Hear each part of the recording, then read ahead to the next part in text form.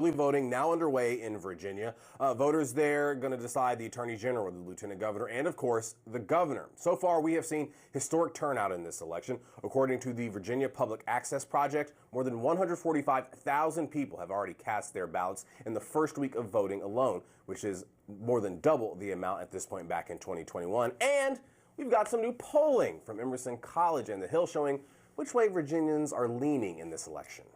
Joining us now to talk about this Emerson poll is the Hill's national political reporter, Julia Manchester.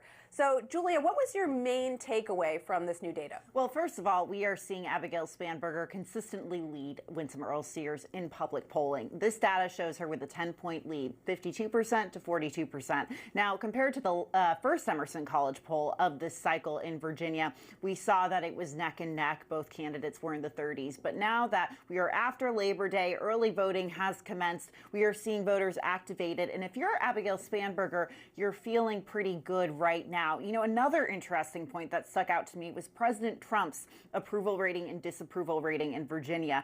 42% of likely voters said they approved of the job President Trump was doing. 56% said they disapproved of it.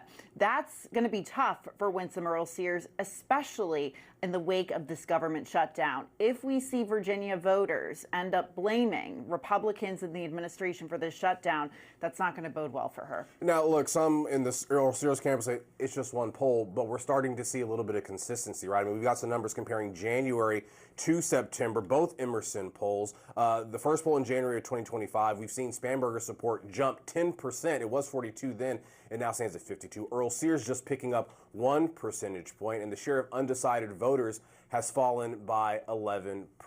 The ads are out there. Yeah. We know what each candidate is focusing on. What are the top issues out there? Well, for Spanberger, we have seen her throughout this campaign talk about federal jobs and the DOGE layoffs, or Department of Government Efficiency. Obviously, there is a big population of federal workers, not only in our area in the DMV, but also in swing areas of the state like Hampton Roads, Norfolk, Newport News. So that issue is going to play well there. Winsome Earle-Sears has addressed those issues, and I should say Abigail Spanberger has also focused on cost in the economy. That's another huge issue of hers. Winsome Earle-Sears has certainly addressed those issues, and she's talked about those issues. But over the past month, 2 months or so, we've seen her increasingly focus on trans issues in terms of, you know, whether trans individuals can use a bathroom that corresponds with their chosen gender identity or not. A lot of conservatives I talk to in Virginia, a lot of Republicans say this is a kitchen table issue for Virginia parents in particular, and they harken back to the 2020 election with Governor Glenn Youngkin and how he focused on parents' rights and education issues. But the same Emerson poll gives us some interesting findings there. The economy, 79% said this was a very top issue for them. 78% said the same about education. 71% about health care. Whereas transgender issues, 26%. So we're seeing that issue. Maybe, it's certainly on voters' radar. There are a number of voters who are very concerned about it. However, it's not polling the same way those other issues are. One interesting component of this new polling was the gender breakdown. Yeah. And typically males tend to lean towards the Republican candidate, but we've seen a shift now in this new poll. We have. And, just someone who's covered gender and politics in the past, I think a lot of times, and you're actually seeing this, I think, play out in many races this year. You see it in Virginia with Abigail Spanberger being a former CIA case officer. You have Winsome Earle-Sears being a former veteran in the Marine Corps. You have Mikey Sherrill, an Army veteran as well. You're seeing more women come out with this military or law enforcement background. And we've seen some evidence that would suggest that maybe that, could lead to more men supporting that candidate. We've seen that Abigail Spanberger already has the endorsement of the Virginia Benevolent Police Association, something that down ballot Republicans also got. They split that endorsement. So I think there's this perception that when you have this law enforcement background, and this is just anecdotal, but when you have that law enforcement background, sometimes that military background, sometimes that can help you with male voters when you're perceived as tougher on those issues. Yeah, and that shift was a 15-point advantage for Earle-Sears in previous polling, now even split 46% for both candidates. I want to talk about the independent vote, the vote that maybe is still out there to get. As we mentioned, it fell by 11 points from January to September, sits at 6%.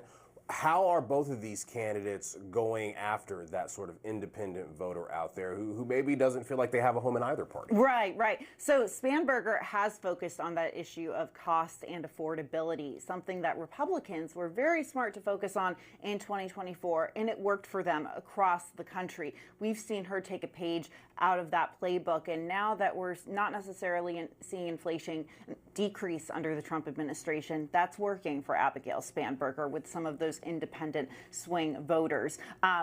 Winsome Earle-Sears, once again, she's addressed those issues, but I think she's trying to take a page out of Youngkin's playbook and focus on education because that's seen as a universal issue. So she wants to talk about the trans issues in schools. Has she addressed the threat coming from the Department of Education to pull money from these Northern Virginia school districts if they don't change their transgender policies? She has. And we actually saw her a few months ago show up at an Arlington County School Board meeting and talk about this stuff. So she is very much aligning herself with the education department there. What's interesting, though, is we haven't seen President Trump or his allies really come out and campaign consistently with her. It'll be interesting to see if President Trump gets involved in this race. And of course, you can find Julia's article out now on The Hill. You can find her piece and all her other work on thehill.com. And of course, if you want to hear directly from Winsome Earle-Sears and Abigail Spanberger, tune into DC News Now. Next Thursday night, we'll be airing the only debate between these two candidates, and the election starts at 7 p.m.